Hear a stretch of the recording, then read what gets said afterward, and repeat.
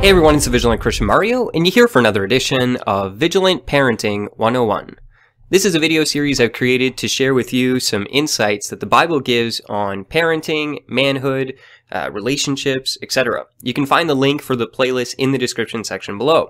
But I wanted to share with you an article that I believe is very important for parents to read.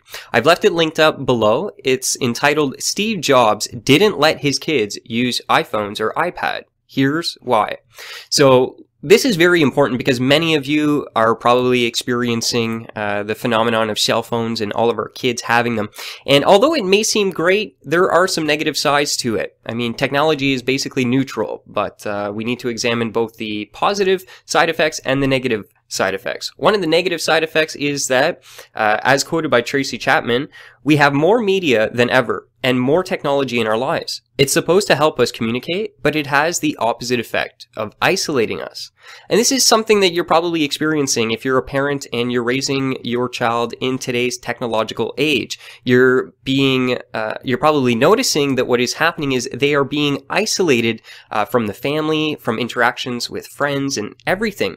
Although the social media and internet and technology promises that we would be better connected, in fact, that's not the case at all. Homes, this is a place where back in the day, before this technology was even available, people would fellowship. The family would come together and talk and communicate. Now no one's talking. The home has become nothing more than just a condo.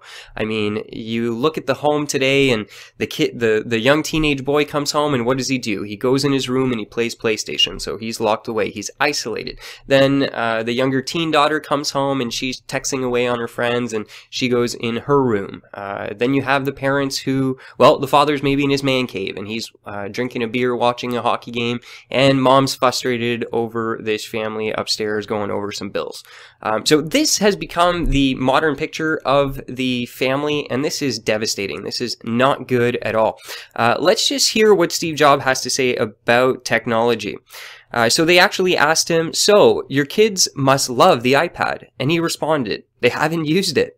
We limit how much technology our kids use at home." Now keep in mind, this guy was the guy who basically brought Apple back to life. It was a dying company, and he really pushed them forward and pushed the new technology with the iPad and iPhone. And he himself is saying, "I don't even allow my kids to use the iPad." They haven't even used it when they asked him this question back then. Now, and he goes on to say, "My kids accuse me and my wife of being fascist and overly concerned about tech. And they say that none of their friends have the same rules. That's because we have seen the dangers of technology firsthand. I've seen it in myself, and I don't want to see that happen to my kids."